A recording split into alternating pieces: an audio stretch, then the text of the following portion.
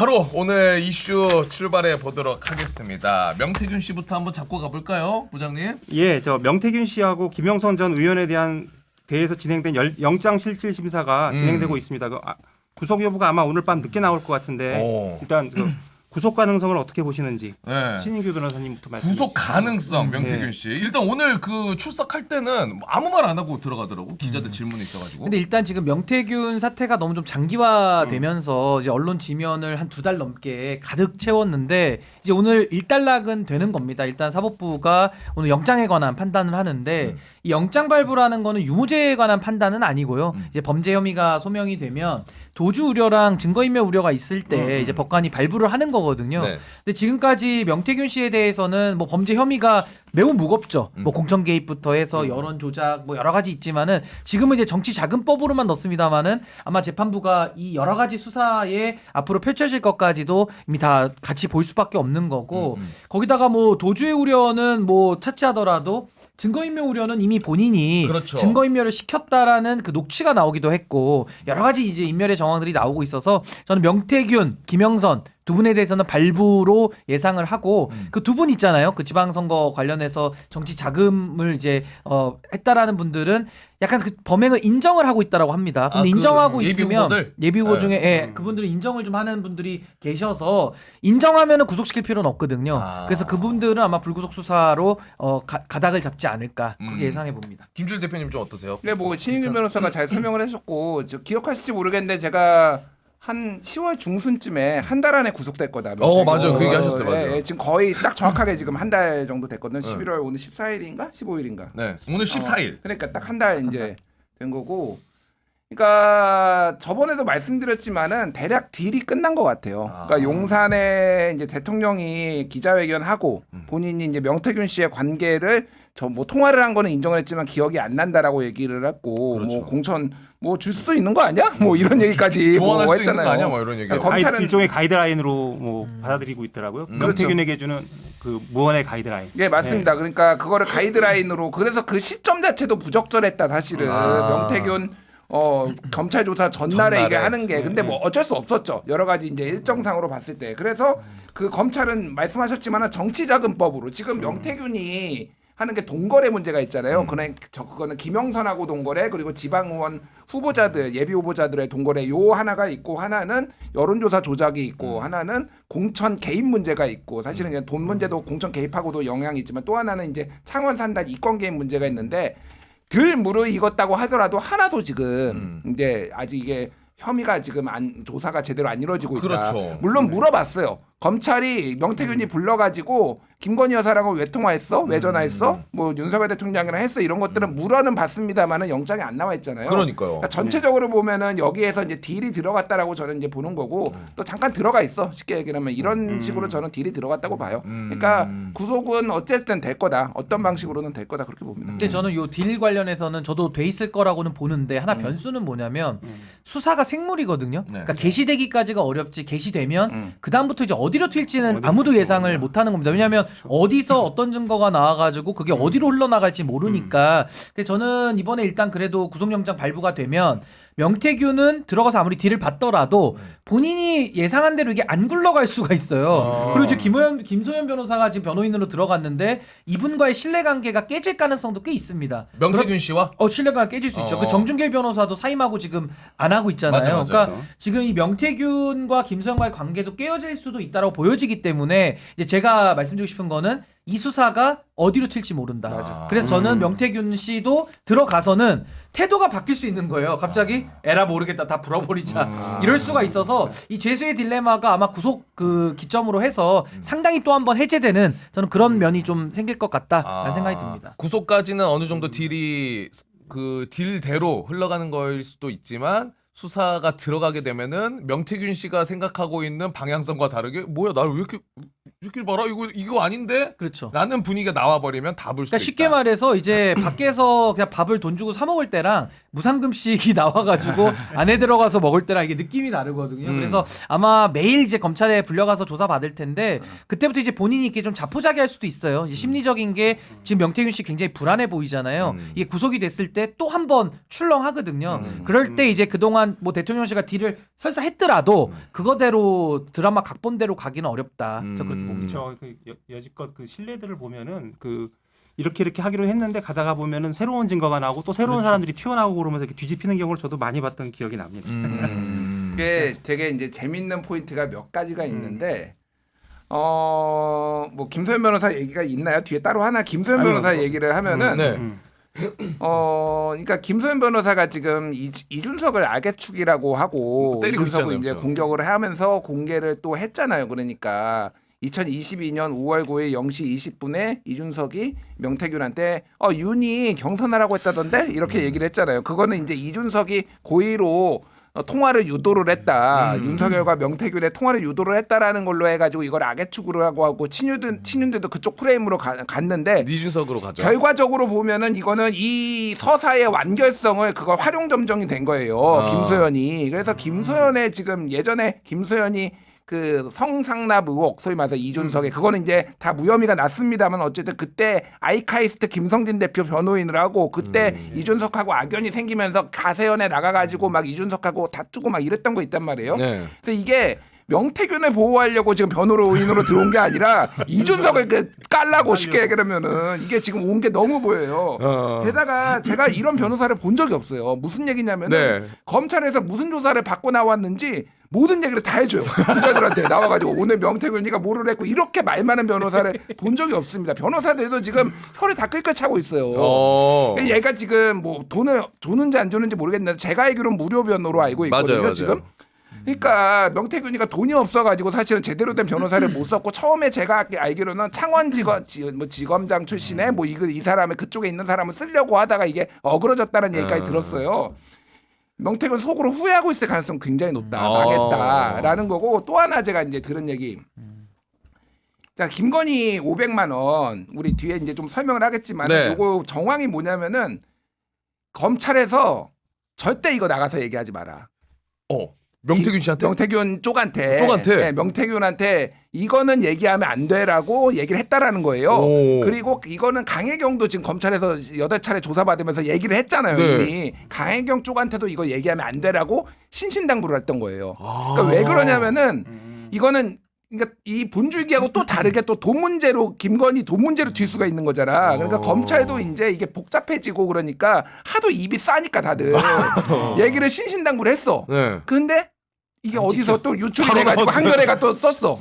그러니까 이제 또 뭐 옛날에 얘기했던 거다 막 이렇게 되는 건데 이게 그러니까 지금 컨트롤이 안 되는 쪽으로 간다라는 게 이런 거예요. 이용욱 부장이 이제 얘기하신 게 그런 맥락. 이게 지금 어디로 튈지 모른다. 어디로 튈지 몰라요. 지금 이게 수사가. 그럼 검찰이 그 이 500만 원에 대해서 얘기하지 말라고 하는 거는 김건희 여사 쪽 돈 문제로 튀면 그 불똥이 김건희 여사한테 같이 붙을 수가 있으니까 얘기하지 말라고 하는 의도예요? 아니면은 어떤 것 때문에? 그러니까 그거는 내가 검찰한테 직접 들은 얘기는 네. 아니니까 모르죠. 모르는데 그러니까 두 가지 추정이 가능한 거죠. 하나는 어쨌든 지금은 최대한 명태균과 김영선의 동거래 아니면 명태균과 지방선거 예비 후보자들의 동거래로 최대한 이쪽으로 프레임을 맞추고 있는데 이거 지금 벌써 막 이게 성격이 뭐냐 시점이 언제 2021년 9월이었냐 아니면은 2022년 6월이었냐 지금 이거 가지고 막 보도가 나오고 막 여러 논란이 있잖아요. 그렇죠, 그렇죠. 그래서 네. 그 말씀 하나 드리면은 그 안 그래도 이게 질문에 있었는데요. 네. 좀 뒤에 있었습니다. 그 명 씨가 이제 김건희 여사로부터 돈을 받았다는 게 이 시기를 동아일보 오늘 보도를 보니까 2021년 9월이라고 못을 박아놨더라고요. 근데 이때가 이제 언제냐 하면은 윤 대통령이 그 국민의힘 경선에 이제 막 뛰어들었을 때 정치 들어간다고 해서 그래서 그때 우리 많이 보도 나온 거 봤지만 명 씨가 그 윤 대통령 포함된 그 공표 미공표 여론조사를 한 20여 차례 시행을 했다고 합니다. 그래서 그렇죠. 윤 대통령 부부가 만약에 요 활동을 인지하고 돈 봉투를 건넨 거 아니냐. 그렇다면 이 돈의 성격에 대한 수사가 필요하죠. 그러니까 이게 아까 신 변호사님 말씀하신 대로 지금 엉뚱한 대로 지금 갈 수가 있는 건데 요건 좀 어떻게 보시는지. 그러니까 일단은 뭐 그 말씀 드리기 전에 조금 제가 수사 과정에 대해서 말씀을 좀 드리면 보통 변호사들이 옆에서 조력을 하죠. 이제 피의자들이 방어권이 있으니까 변호사 선임하는 게 이제 보호를 받는 거거든요. 그때 이제 우리가 늘 얘기를 해요. 말 조심하고 들어갈 때도 그 프로토콜이 있어요. 검찰 수사에 성실히 응하겠습니다. 물어봐도 검찰 수사 갖고 갔다 와서 뭐 나중에 이게 프로토콜이에요. 왜 말을 해놓잖아요. 카메라 수십 대가 찍고 있고 다 증거가 남잖아요. 그렇죠. 그걸 가지고 나중에 또 추궁을 받거든요. 그래서 말을 조심해야 된다. 근데 지금은 아까 우리 김준일 대표님 말씀대로 이거 변호사가 더 날뛰어요. 마치 광어를 그 수족관에서 건져 올렸을 때 팔딱팔딱 뛰듯이 거의 그 수준이에요. 제어가 안 돼. 그래서 이게 결국 누구에게 불이익으로 가냐? 다 이게 지금 명태균 씨에게 불이익으로 다 가는 거거든요. 그래서 저는 그거 아마 주가 조작 사건에서 기억나시겠습니다만은 그 김모 씨가 야 이거 뭐야 김건희만 살고 우리만 다 꼬리자르게 뒤집어 쓰는 거 아니야? 아 주포 김모 씨. 주포 김모 씨가 막 그런 식으로 얘기를 했었잖아요. 네. 편지도 쓰고. 그러니까 그런 것처럼 이제 명태균 씨도 이제 들어가면 거기서 이제 뭔가 이게 잘못됐다라는 거를 느낄 것 같다는 거고 말씀하신 그 돈 문제 그 500만 원 봉투는 굉장히 크죠. 이게 왜냐하면 뭐 이렇게 단적인 예로 말씀드리면 경선 기간과 당선 후의 시점에 언저리에 다 걸쳐서 지금 봉투가 오고 간 거거든요. 예. 근데 이게 코바나 컨텐츠 봉투라고 하고 또 금액은 500만 원. 그럼 이제 여기서 드는 의문은 뭐냐? 정당 민주주의를 돈 가지고 훼손했다라고 처벌한 사례가 있죠. 그게 송영길 대표 돈봉투 사건 아닙니까? 네. 그 돈봉투를 이번에는 후보의 배우자가 뿌린 거예요. 그럼 이거는 선거에 미친 영향이 엄청나기 때문에 네. 당연히 수사를 따로 들어가야 되는 사안이 돼버린 거고 이미 검찰이 민주당에 대해 가지고 엄정하게 수사한 사례가 있기 때문에 이거 외면하고 넘어가기도 매우 어렵다. 그렇다면 이 돈봉투 건은 또 별개로 부스럭부스럭거리는 그 소리들에 대해서 네. 누구에게 어디까지 살포됐으며 그 돈은 도대체 어디서 조성했냐 뭐 당선 후에는 뭐 특활비를 갖다 썼냐 아니면 뭐 김건희 여사가 코바나 컨텐츠라는 기업을 운영했으니까 어떤 별도의 비자금을 만들어서 어떤 뭐 현금화를 했느냐 이 출처 조성부터 다 따져봐야 되는 거예요. 어디까지 뿌려졌는지를. 그래서 이게 아마 대선 앞두고 뿌린 거기 때문에 뭐 정당의 경선이면 당원들한테만 뿌려서 문제가 되겠지만 이거는 어디까지 뿌려졌는지도 가늠이 안 된다. 그러니까 돈봉투 사건이 이제 하나의 또 다른 쟁점으로 좀 급부상하고 있다 이렇게 봅니다. 신 변호사님 그 관측이 저기 맞기를 기대하면서 네. 예. 저희가 다시 아까 얘기했던 대로 돌아갈게요. 다시 돌아옵니다. 예. 그래서 이제 명태균 씨 얘기를 했고 이제 뭐 혐의를 얘기를 했는데 오늘 이제 하다가 보니까 제일 눈에 띄는 보도가 이거였습니다. 그 이준석 의원이 그 자기가 그 당대표 시절에 윤석열 대통령이 그 뭐 저기 특정시장 공천을 해달라고 하신 적이 있다. 그러면서 서울의 어떤 구청장 공천을 지금 있는 사람들이 경쟁력이 없으니까 다른 사람에게 주는 게 좋지 않냐 이런 말을 한 것도 있고요. 뭐 그다음에 특정 사장을 뭐 이런 얘기를 하면서 이런 게 오랜만에 새록새록 찾아왔다 이렇게 얘기했습니다. 그래서 김영선 해줘라. 이어서 이제 대통령 공천 개입 의혹에 대해서 좀 더 커지는데 사실 대통령실이 아무 무응답하니까 이게 되게 좀 뉴스가 매가리 없이 계속 흩뿌려지는 경향이 있긴 한데 이건 좀 짚고 넘어가야 될 뉴스가 아닌가. 그러니까 그래서 대표님이 아까 얘기해 주신 것처럼 여당 쪽에서는 이준석 쪽으로 이제 칼날을 돌리고 있고 귀국길에 이제 기자가 검찰 조사를 받을 수 있다라는 의견인데 어떻게 생각하냐니까 약간 나 검찰 조사 받으면 오케이 갈게. 대신 가서 진짜 내가 아는 거 다 얘기할 거야. 이게 이런 제가 뉘앙스 먼저 얘기한 얘기할게요. 거야. 예. 제가 이제 다른 방송에서도 오늘 그 얘기를 했는데 오늘의 이제 전국 상황을 두 문장으로 요약하면은 이준석의 명태균화, 한동훈의 드루킹화 두 문장으로 요약을 할 것 같아요. 이게 무슨 얘기냐면은 재밌는 야, 너 나 알고 있는 거 많어. 네가 나 친다고? 그러면 나 다 불 거야. 마지막에 뭐라고 했냐면 이준석이 검찰이 그런 부분까지 궁금해할지 모르겠지만 만약 궁금해한다면 일체를 다 얘기할 생각입니다. 불러봐라 한번 나. 이 명태균이 했던 전략하고 똑같아. 그러네. 지금 그러니까 진짜. 이준석 그러니까 이게 열받은 거야 사실은. 이준석도 열받는 왜? 그러니까 이거는 그리고 전략적으로도 솔직히 믿습니다. 왜냐하면은 이준석은 이제 정치적으로 본인이 좀 책임을 져야 될 부분도 있어요. 왜 그러냐면 이준석은 그동안 나는 공천에 대해서 아무것도 몰랐다라고 하지만은 굉장히 많은 걸 알았다라는 정황들이 나오잖아요. 그거는 정치적으로 본인이 이제 책임을 지면 되는 건데 부분이죠. 뭐 이제 어떤 정치인도 본인한테 불리한 얘기를 처음부터 술술 부는 사람은 없어요. 그러니까 뭐 요 상황의 맥락이 그렇다라는 거를 보면 되고 다만 이준석이 아는 게 지금 이것뿐이겠어요? 어마어마하게 그쵸, 많은. 얘기하는 것만 그리고 들어보면 또 하나는 김건희 여사랑 상당히 소통을 했을 가능성이 높아요. 왜 그러냐면은 반윤핵관 전선이 있었어요. 쉽게 얘기를 하면은 반윤핵관들이 있었고 윤핵관에 맞서가지고 김건희도 윤핵관을 안 좋아했고 김종인, 이준석, 명태균도 안 좋아했다면 그러니까 여기는 일종의 합종연행이 있었어요. 그러니까 느슨한 연대가 일시적으로 있었기 때문에 예전에 한동훈이 김건희랑 그 저기 고발 사주 때 엄청 문자 많이 했었잖아요. 맞아. 많이 했다고 나왔잖아요. 왜 검찰총장 부인하고 그렇게 많이 하느냐. 여사가 상당히 이제 개입을 한 거지 그때도. 그러니까 지금 상황이 여사랑 했던 내용들을 어마어마하게 많이 할 거다.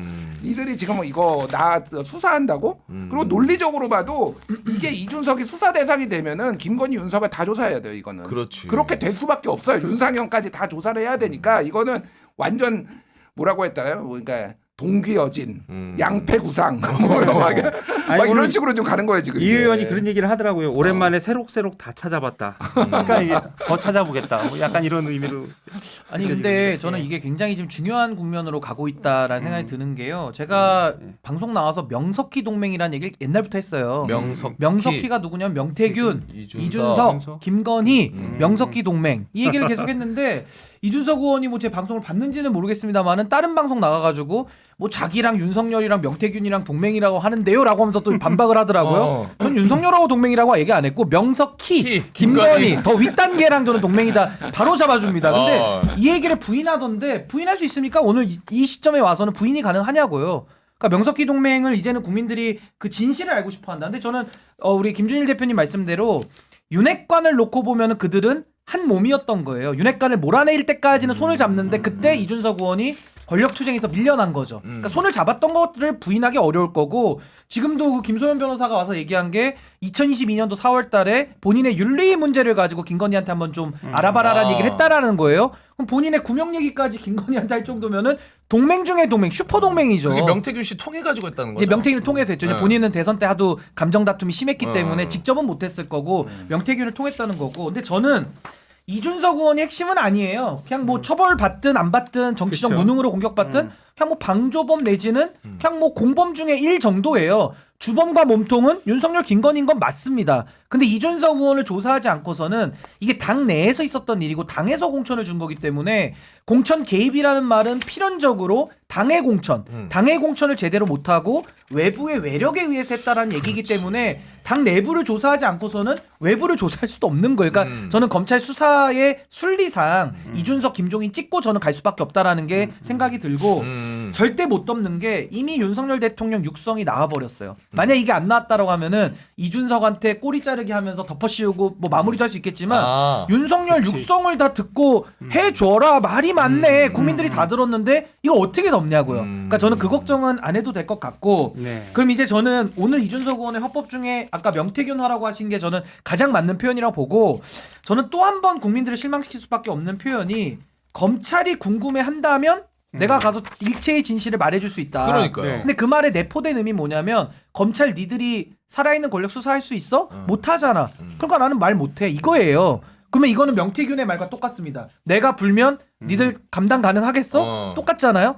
그럼 이준석 의원은 박형광 기자와의 녹취록에서는 내가 이거 공천개입 까면 한동훈 도와주는 거 아니냐. 그렇죠. 그러니까 자신의 정치 행보를 항상 한동훈의 이익 그리고 검찰이 하느냐 마느냐에 본인을 지금 맞춰서 세팅하고 있기 때문에 이거 너무 잘못된 정치죠.